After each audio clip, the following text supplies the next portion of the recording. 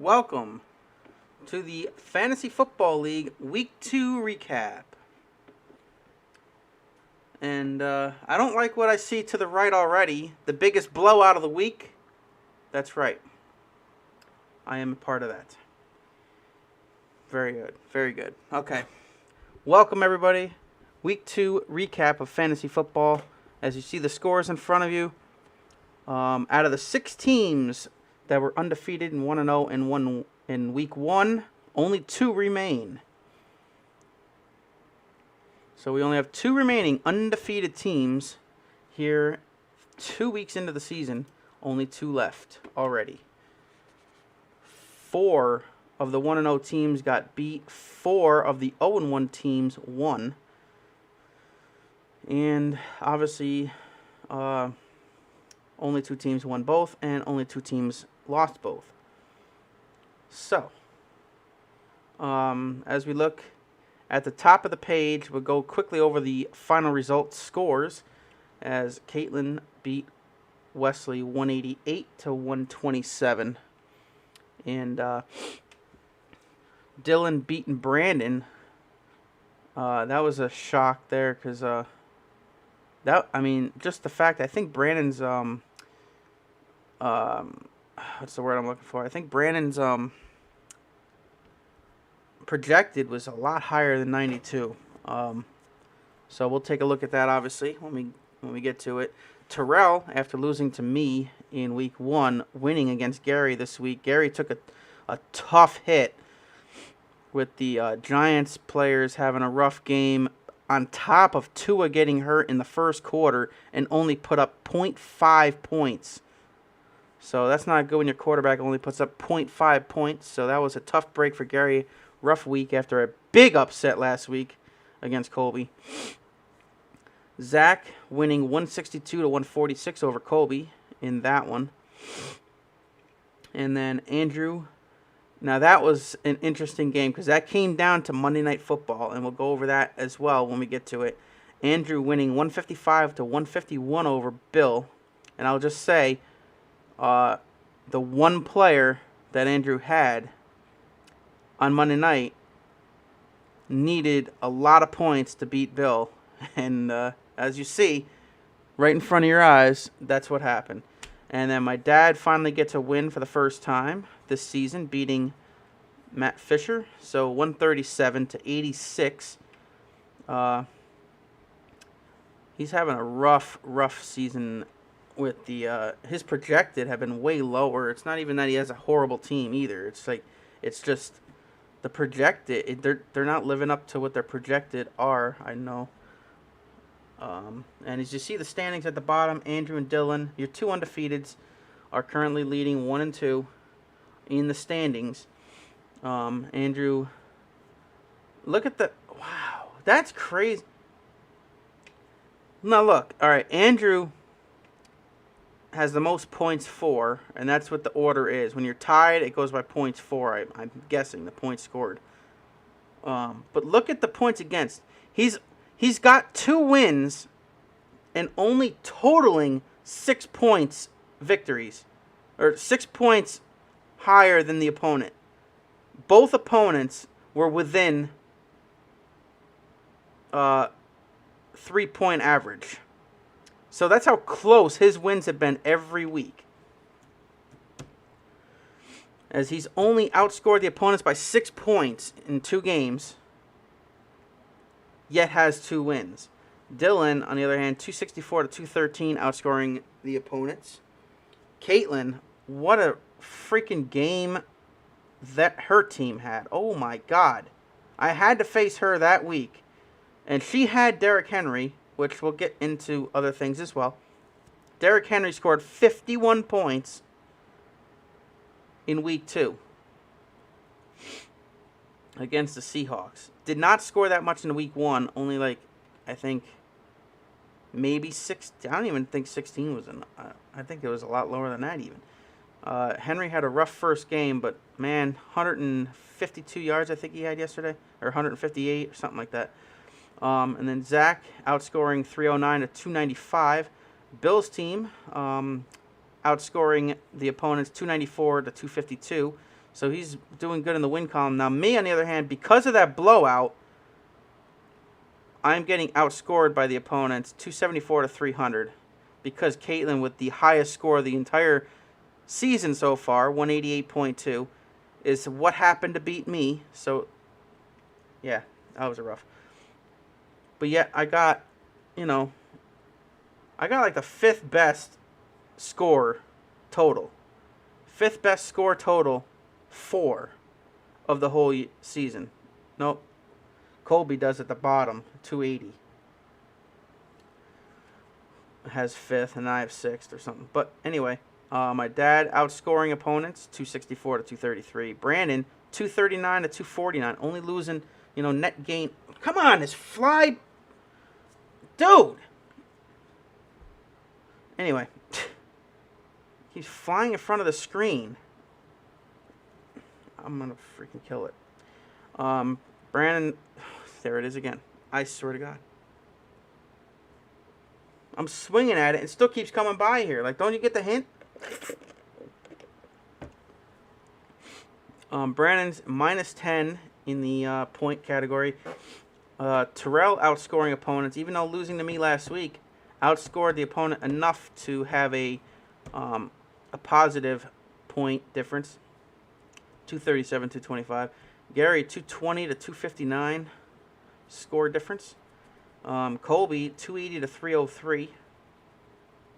Colby has the most points against him, even though he has 280 for him, which is fairly high, actually.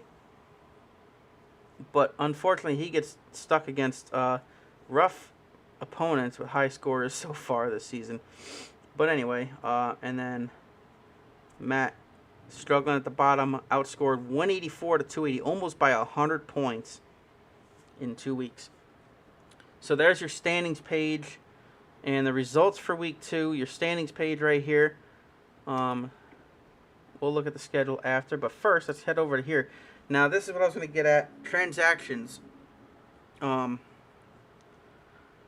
Because this just happened, and you know what? We'll do this after too, because the transactions were after the week, pretty much. I was going to show you.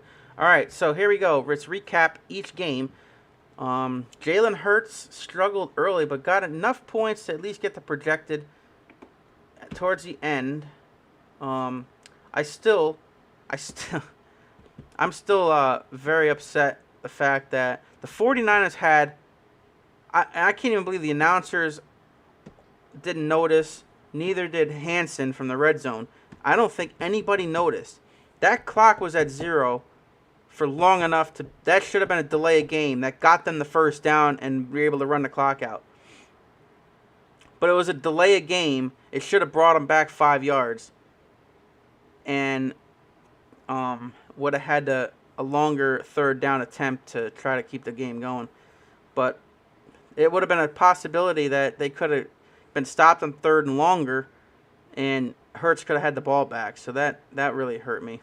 Although, I mean, what else could I have done? I couldn't have really done anything else. I already figured this out. Like, even my bench players couldn't even have beat that 188. Including the swap with Henry McCaffrey, because that is the transaction made. As I asked for the trade, we traded before the week, but it was kind of too late, so it didn't go in effect until this morning. But I now have Henry on my team, and she has Christian McCaffrey. So this was swapped between us two. But even if I had Henry and she had McCaffrey that game, it wouldn't have won me the game. Even with having Julio Jones in instead of Corey Davis. That little difference and that difference still wouldn't have won me the game.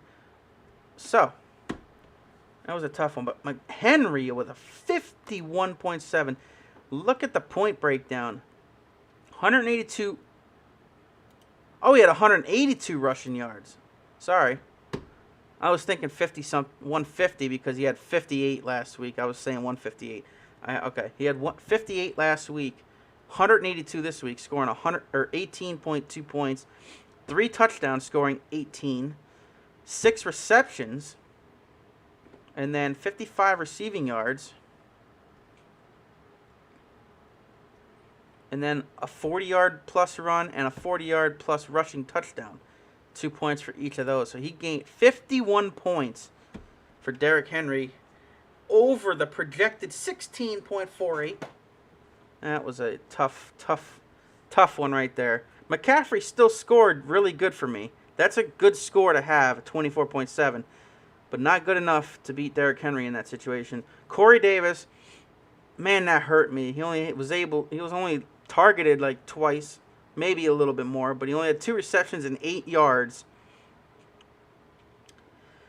I took Julio Jones out to put Corey Davis in because last week Julio Jones didn't get targeted as much. Plus, they struggled a little last week. Titans had a rough game last week. That was tough to watch. But Corey Davis had a good game last week with the Jets. So I'm like, I'm going to put Corey Davis in and take Julio off for this week. And then Julio actually should have had more points than that. As you see at the bottom here, he should have had more points than that. He had a touchdown taken away. That was a touchdown. They reviewed it and overturned it. I don't know what the hell they were looking at, but I don't know. I don't want to talk about it. But you know what? They took so many points away from the Titans. They still won. So, whatever. Najee Harris got me a touchdown later towards the end of the game. So that helped with a big score increase there. Higbee hurt me. So I had a couple players hurt me, really. But if you look, where the tight end down here had only 5 more. So even if I had Jonnu Smith in, it wasn't really going to, it still wouldn't have improved me over this score. It would have been a tough one. Ryan Suckup had 6 points. All freaking extra points after, again, I don't want to talk about that. I'm not a Brady fan. I'm not a Gronkowski fan. So we'll leave it there. DJ Moore had a very good game, 21.9. He was over his projected, so it helped me. And then the New Orleans defense, that's a decent score for defense. But again, what is this? Killing me over here. I don't know where the fly's back. But yeah, that's an insane score for a defense, 35. 35. This is just tough to look at. Really is. Really, really is. Anyway. But yeah, even the bench, I had a lot of good players in. Nothing much more I could do except for Julio being in over Corey Davis, which I had originally from week 1. I swapped them to for week 2. Clearly it hurt me. But again, not enough. I still would have lost. But it would have looked better. The score would have looked better. But she outscored me on the bench too. That's cool. Jameis Winston only had 10.3. Get out of here.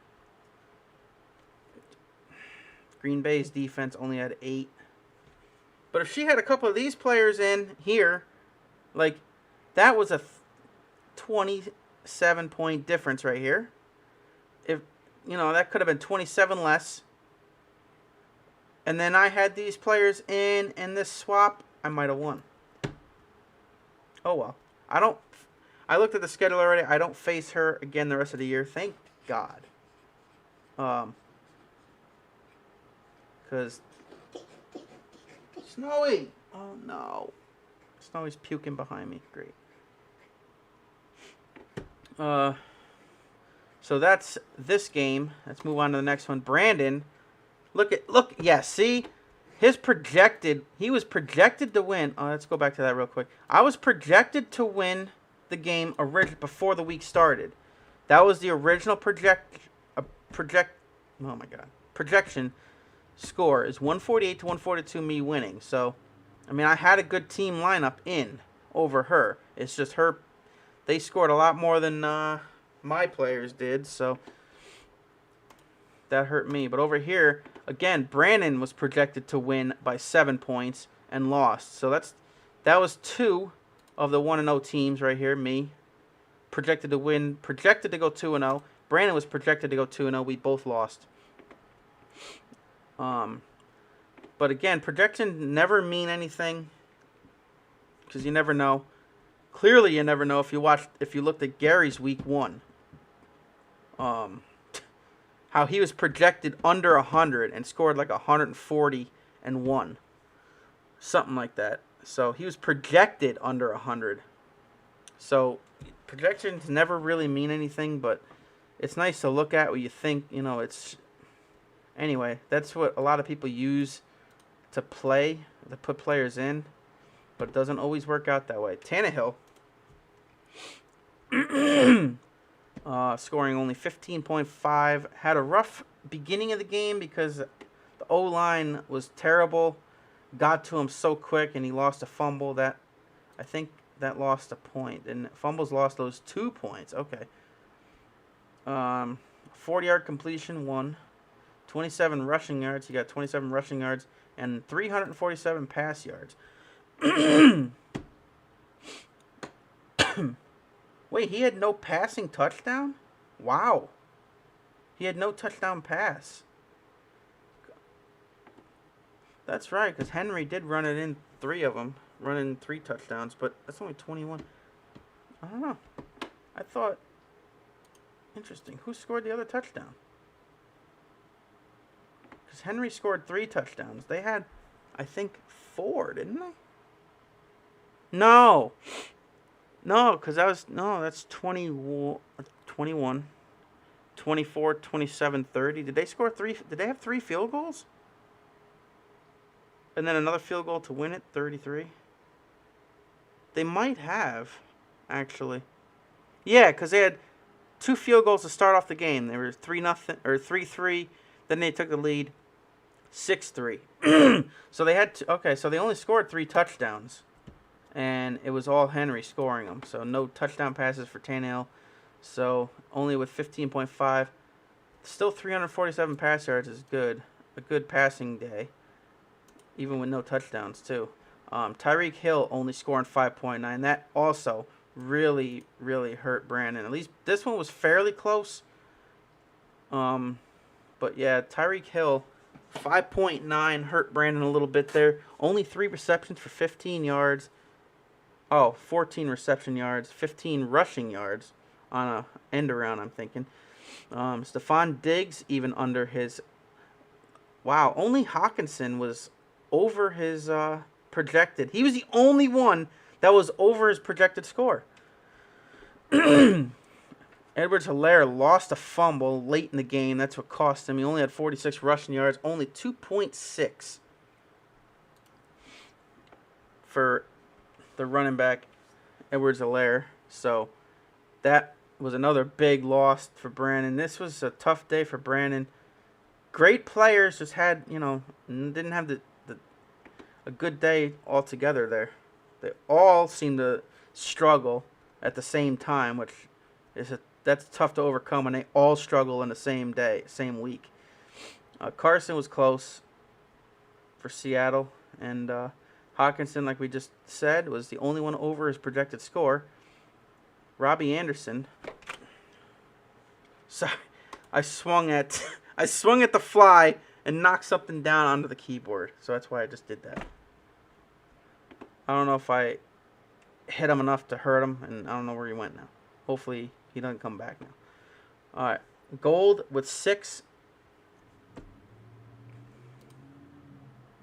And then the Giants defense, 1 interception for 2, 1 sack, 1 point, but 1 tackle for loss, and they lost a point for allowing 28 to 34 points. So only scoring 3 points for the Giants defense to the LA defense over here with 12 points, 3 sacks, 2 interceptions, 1 fourth down stop, and 3 tackles for loss.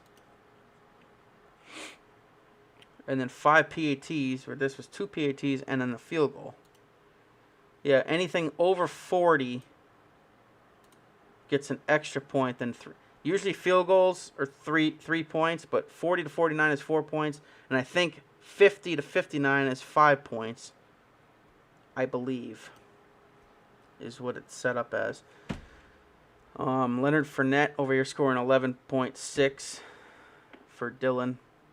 I mean, these ain't even that high scores compared to. That's because we're just looking at Caitlin's, which were all really all of them very high. Mike Evans 24.5, and Mahomes was barely over as projected. But usually Mahomes can, even have. Like, he even had a decent day. 3 touchdown passes, 343 yards, 2 40-yard completions, but still sometimes he even scores like well over 30. You go down to the bench. Brandon's bench, 70 points. Missed out on 70 points down here. Well, not necessarily, because, some of these scored higher than these. So let's check out what Brandon could have done differently. Well, first, look at the defense for Chicago. 26 points. If he had that in, would have been 14 points higher than that. So that's a tough one there. But we're looking... Brandon Cooks. If he had Brandon Cooks in instead of Hill, he could have had 20 or 17 more points. Burrow scored about almost exactly the same as Tannehill, so that wasn't any different. The tight end position, yeah, that was definitely the only spot that helped him in that. And then running back 3.2, that actually still beat Hilaire only by 1 point. Shepard scoring 17.5, only half a point more than Diggs. Or if he had him in this spot, he would have scored more right here. But, not really that much more he could have done, to be honest with you. It's 70 points down here, but those ones with the higher scores, really aren't that much higher than the ones he had in. So, it wouldn't have been that much of a difference. He lost by 30, so, yeah, I still don't see it adding up to 30 of what he could have done differently. But anyway, that's Brandon's recap there. Let's go over to Terrell and Gary. Now, this is what I was talking about with Gary. Tough day. Galladay only with 6.8. Cooper only with 5.4. Tua, questionable now. I thought he would have been out, because I think he got broken ribs. Actually, he wasn't even ruled officially out in that game, I don't think. So that's probably why. But he's still possibly a player here. But if he had Daniel Jones in, dude, he would have had 31 more points. That would have put him at 109 right there alone. And then Swift running back, he could have had here. That would have been 8 more points. And then, this is even better. Hold on a minute. Okay, so Singletary had 21. So actually, this is even better. Pollard, 23. If he had him in instead of Dylan here from yesterday, if he had him in instead, that would have been 20 more points. That would have put him at 129. If all he had to do was have Daniel Jones in instead of Tua, and then had Pollard in instead of Dylan, and Gary would have had another upset, even though his projected is way lower. Again, 2-player difference he could have had over Terrell to win. And that's even with Terrell and Dak Prescott only scoring 9.4. Even Kirk Cousins scored more points than Prescott in that. So but then if he had Cousins in, it would have been right back to being under. But the defenses scored fairly close to, there's only 1 point difference there. Oh, the no kicker. No kicker didn't help there. That kicker alone wouldn't win that anyway. But he did not have a kicker in. Or he did, but Badgley got cut this past week for the Titans. They cut him. So, let's see the bench. 81 points on the bench for Gary there. His bench scored more than the... Holy gee. And that's even with a 0. There's only 5 players in the bench scoring more points than the entire... What is this roster anyway? 9. So 5 bench players scored more than 9 players up here. Well, 8 if you take this one out, because I took this one out down here when I counted. So they both had a 0, but man, 81. His bench actually scored more points than up here with less players. That's crazy. Wow.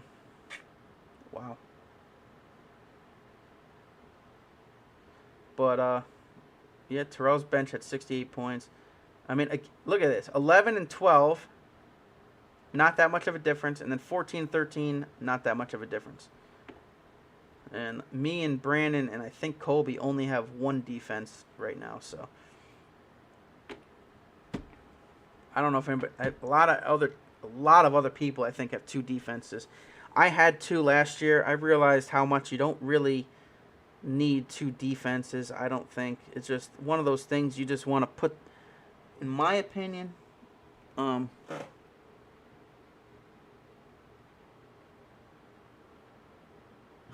got a question about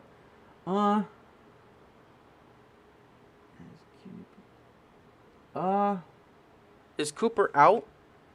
Oh, he's questionable. I would wait and find out because Cooper. Oh, I don't know. That's a good question. That is a very good question.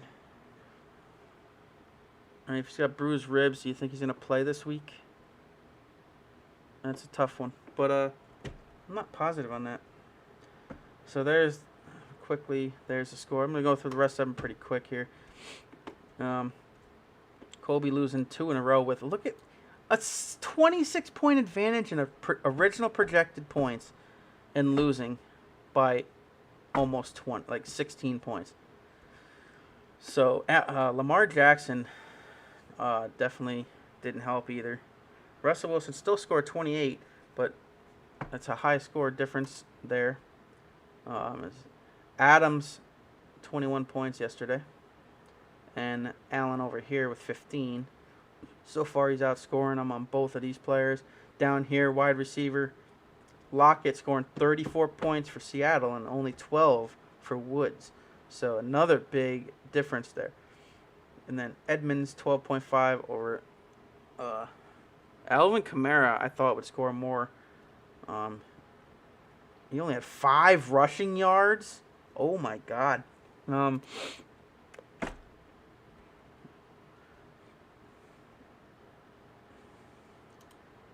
And Eckler only had 5.4 rushing or 54 rushing yards. So, but he had 1 2-point conversion. Oh, they count 2-point conversion. Okay, I didn't realize. 61 receiving yards. So, okay, never mind. Kittle only scoring 5.7. Let's see what else we got. He's got the New England defense, which scored 27 last week, though. And the Chargers defense only scoring 9, so he outscored him here. Now, the bench, even though he won up here, he still had a higher, like, 69-point bench score. As Aaron Rodgers, 27.8, still wasn't enough to beat Lamar Jackson. So he had the right player in there. Defense, he could have had the Indianapolis defense in, scored 5 points higher even.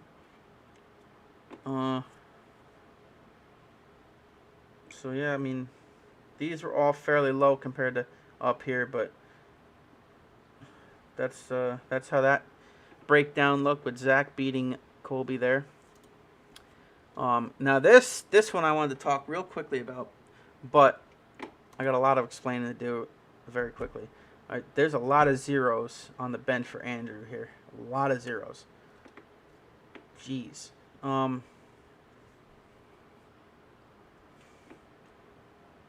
Even Bill has 2 zeros down here. Crowder is out, or at least was out, and Jacobs was out. He's got Beckham out, Edwards out, Lance out, and Lutz out. Oof. But it doesn't matter because he had enough points up here to win. Now, this is the difference right here. This, wait a minute. No, it wasn't Cup. It was him. Jones, right? Aaron Jones, 67 rushing yards, 1 rushing touchdown, 6 receptions, 48 receiving yards, 3 rushing or receiving touchdowns. So he had a rushing touchdown and 3 receiving touchdowns. Your running back had more receiving touchdowns than rushing touchdowns. But it doesn't matter. They score the same amount of points whether you rush or run it in.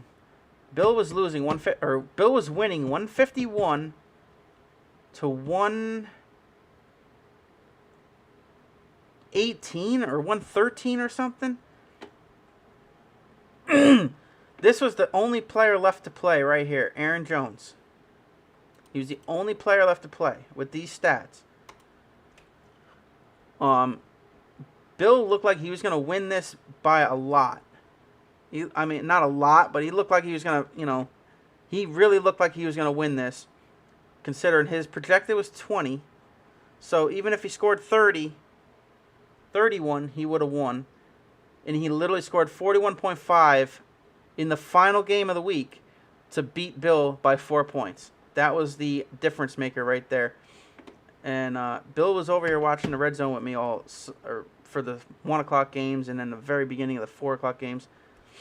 And we were, we had this page up while it was, live, mine and his. So we were watching. And Cup was another one that hurt him. Cup scoring 38.8. We kept seeing Cup scoring here and there or running like crazy. 163 receiving yards, 2 receiving touchdowns.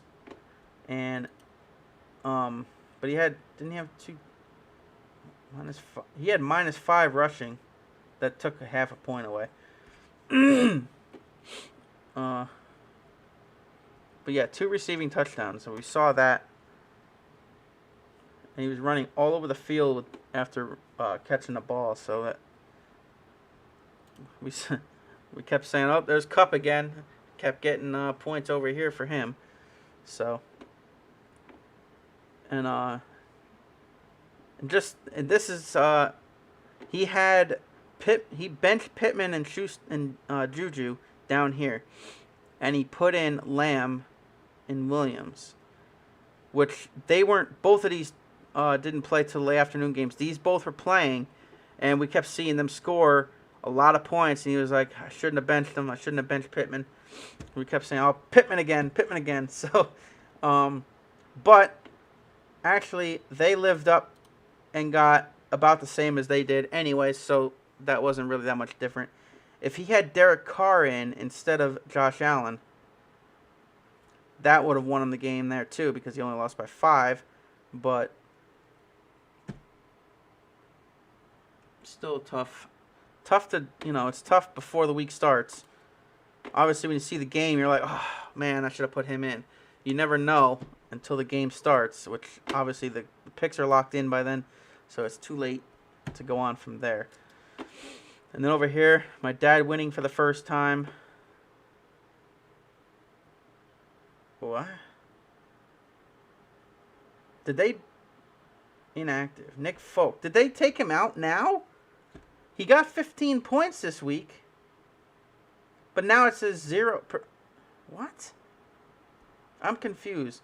I actually helped my dad with this one because he had Ficken for the Titans, who's hurt. So I'm like, you better change your kicker out. So he had to pick up somebody from the free agent list, and Nick Folk was the highest kicker, which ended up scoring him 15 points. But now I'm confused. Why does it say 0 here? He wasn't projected with 0 before that game. So why does it say that? And it says NA, inactive. But yet he scored 15. I'm so confused. But he scored 15 for him, so it helped. My dad has Baker Mayfield, but look at Kyler Murray with another great game points-wise. 37 points with Kyler Murray. I knew Kyler Murray was going to be a good pick for him. He wasn't sure about that one. I said, I think Kyler Murray's a good pick. And I was right, because he scored, I think, over 30 points both weeks. And that beat Herbert over here.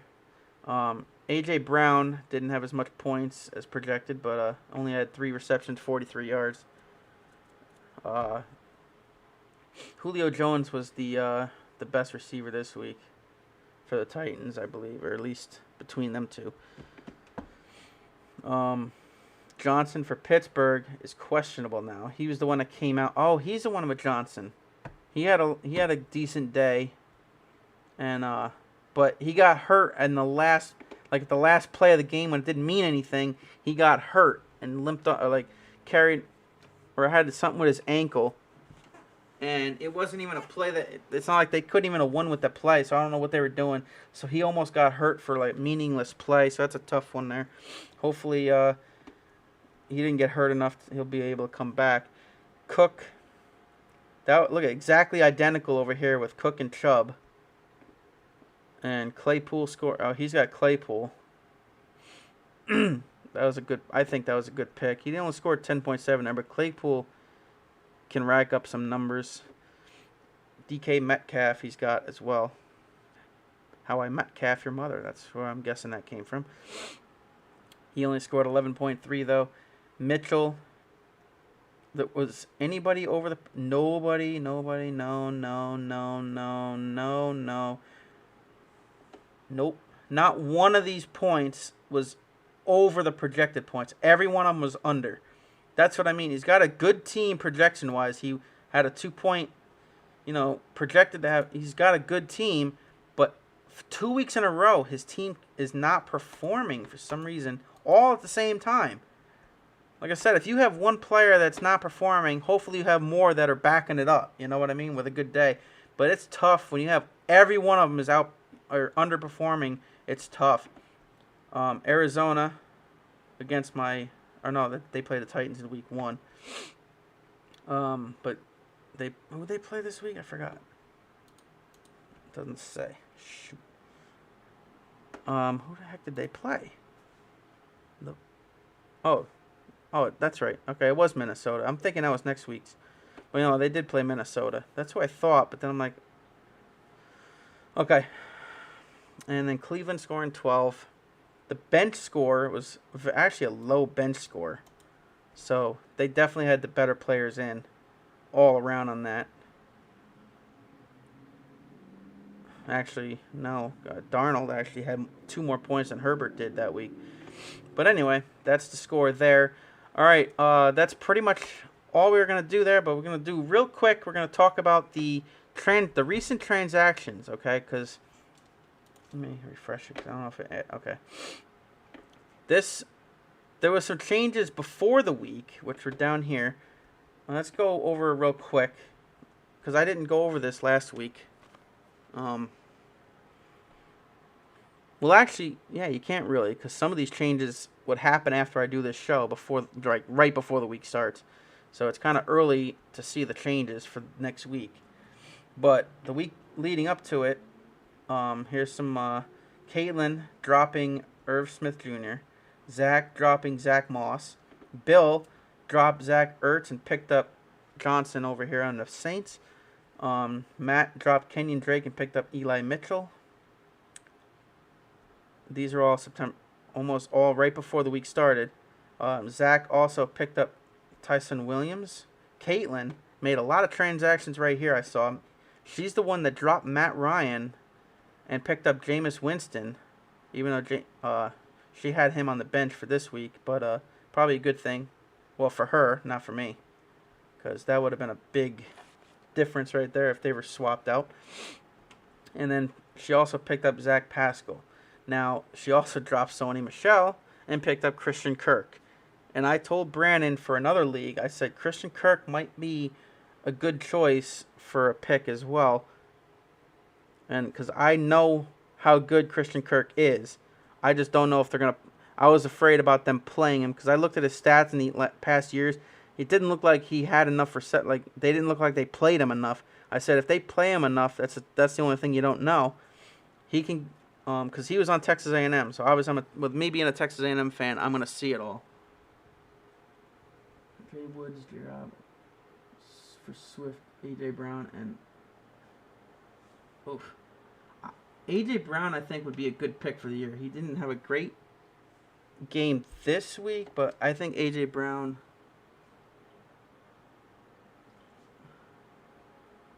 is a good pick. The other ones I'm not. That's a good question.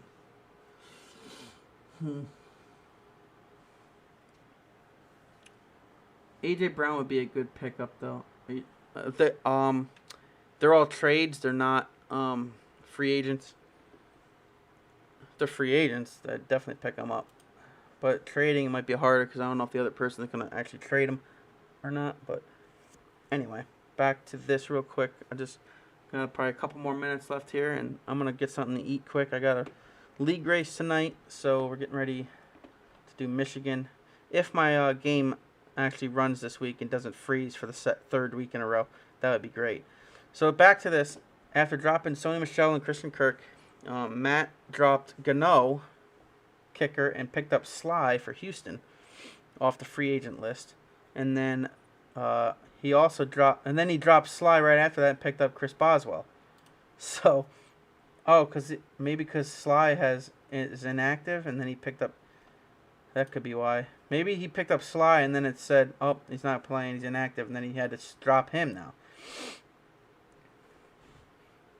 But he dropped Gano right before. Gano scored a lot of points, didn't he?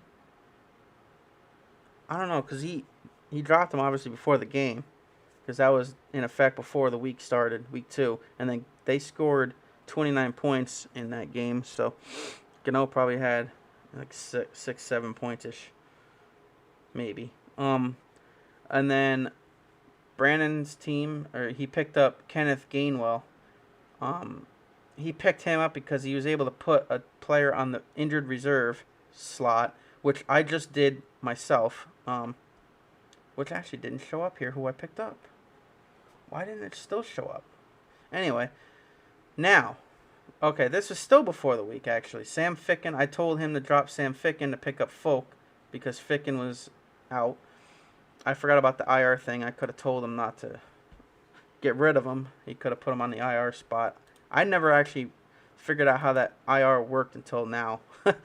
Even all last year, I never even know you can throw a player in that slot and pick up somebody else without getting rid of them.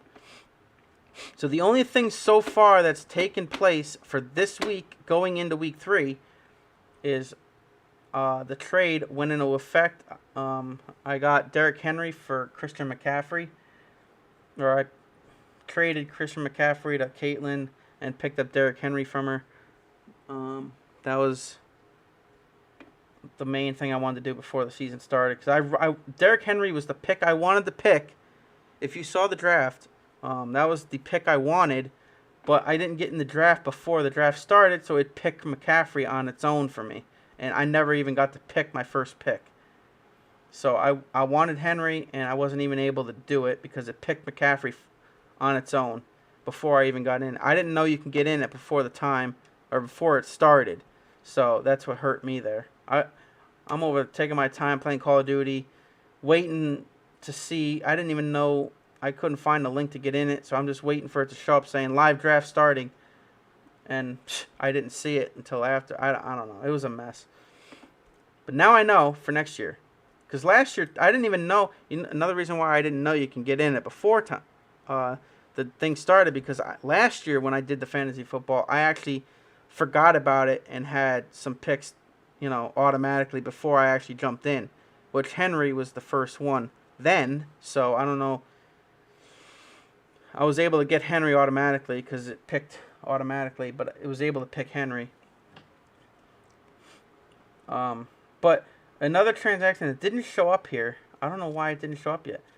I actually picked up a, I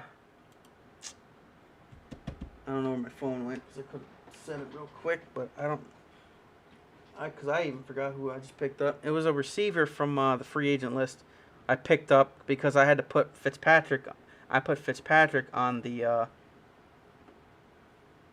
IR, so, but it still didn't show up on this page yet. Oh, right here. Right? Oh, there's 2 IR positions in your roster.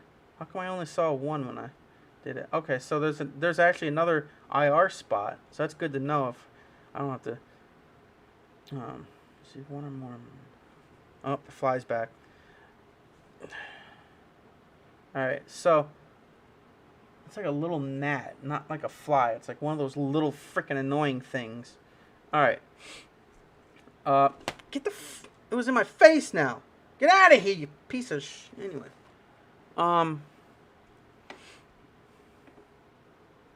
So, I think... Yeah, Marvin Jones Jr. was the one I added. Or I hit add, but it didn't go in effect yet. But he's the one I picked up for now. I didn't want to pick up another quarterback yet because I want to wait.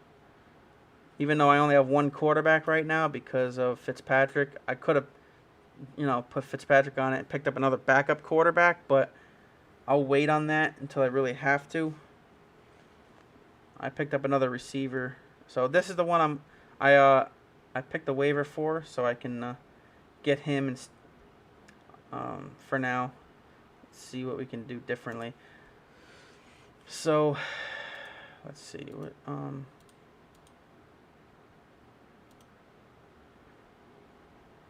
Oh, projected records. Oh, Jesus.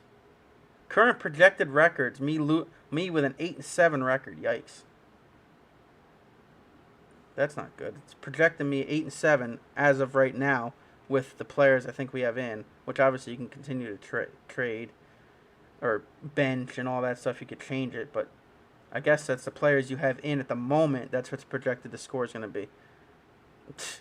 Gary 1-14. Dad 2-13. He has a decent team. I don't know how they projected that being that bad. I'm surprised they're even projected the way this scores are going. Well, we obviously know the projected is not doesn't mean anything because he was projected way higher than the scores he's been getting. He hasn't even gotten that much score at all. It's actually has me close to the opponent's score overall. But anyway, I never checked this. The power rankings. Oof. Yikes. I'm 8th in the power rankings.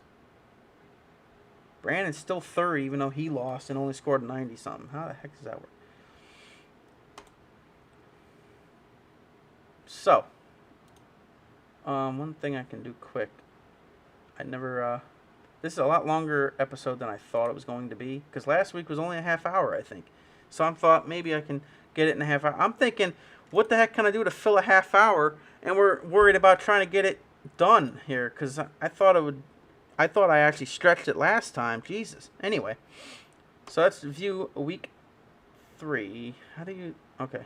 Wait. No. Week 3. Oh, I can do it up here. Okay, so here we go. Let's really quickly go over the matchups for week 3 before we sign off for the week. I'm going against Bill this week, so this would have been a good week for him to come over for the red zone as we are going head-to-head against each other. Brandon going against Colby, who has yet to win, but has been scoring a lot of points still. Terrell going against Dylan. Zach going against Matt Fisher. Andrew going against Gary. Andrew was scoring high points against Gary's one of the worst teams, at least grade-wise, drafted. Again, with the worst team grade, he still started off 1-0, so it's you never know. But so far, yeah, he's got a tough opponent in Andrew this week with 2-0 Andrew. And then my dad going against Caitlin, who just whooped my ass this week. So good luck, Dad. Have fun with that one. Well, anyway, that's the week 2 recap. As you see on the right, again, biggest blowout of the week. Has to show up right there where I can see it. Top ranked player over the past 7 days, Derrick Henry. I'm glad I accepted the trade before the week so I can get it. 188 to 127. I mean, I scored a decent amount of points. It's just Caitlin scored the most of the season by far, by almost 20 points. It just makes it look bad. But hopefully we can go. Oh, I got Andrew the week after this, who was 2-0 and probably might be 3-0 after beating Gary this week. So I might have a tough game next week.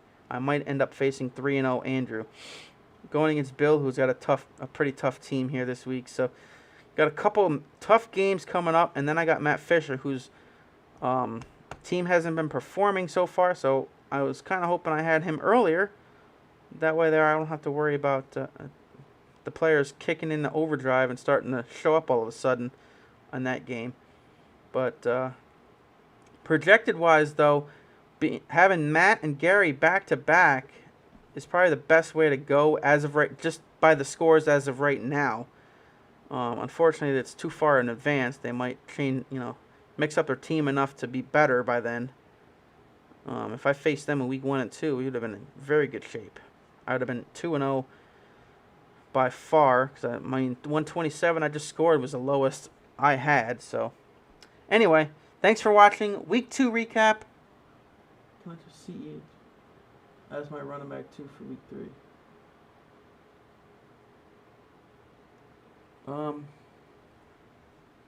Let's see. See. Oh, you're not watching anymore. Let's see. CEH.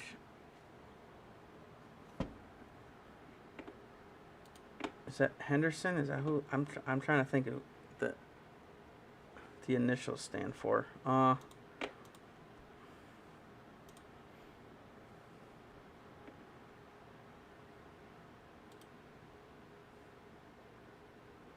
Oh, Edwards-Helaire.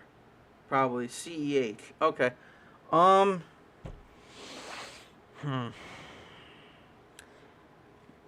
know that's a tough one because he had a rough game. Will he have 2 rough games in a row? Who are they facing next week? Oh, they got the Raiders, I believe. The Chiefs are facing the Raiders.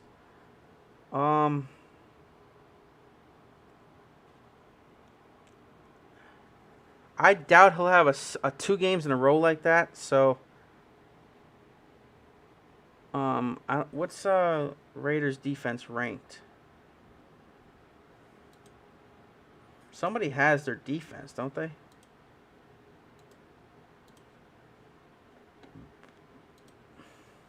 Or am I wrong? Did somebody have the Raiders defense?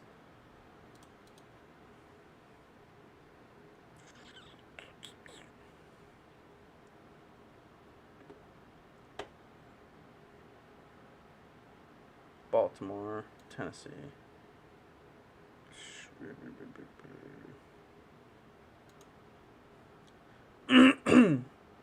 Indianapolis. I'm pretty sure somebody did have their defense. I'm trying to remember who.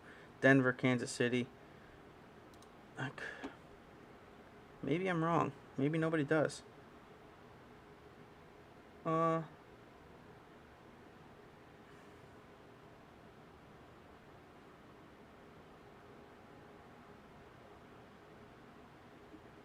Where's the free agent list?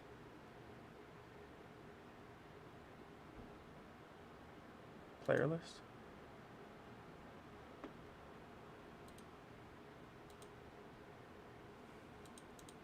You can view everybody right here.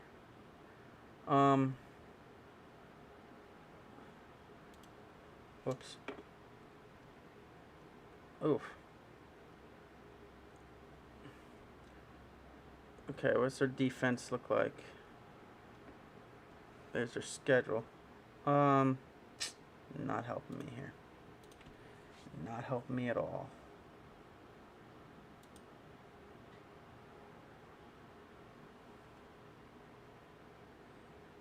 They only have 1 pick. Okay, here. Okay, this is against. So rushing, they're 16th ranked in rushing against. So I think it'd be. I don't know who else we got, but I think I'd probably leave him in because they're gonna have to play pretty hard against. The Raiders have been doing pretty good this season, so I think they'll have to get their game up to beat them. So I think they'll be working on all different things and running included, not just passing from Mahomes. So I don't see him having 2 bad games in a row. So I would keep him in and see how it goes. If it's another bad week, then maybe consider different. But that's probably the hell was that? It's probably what I would do.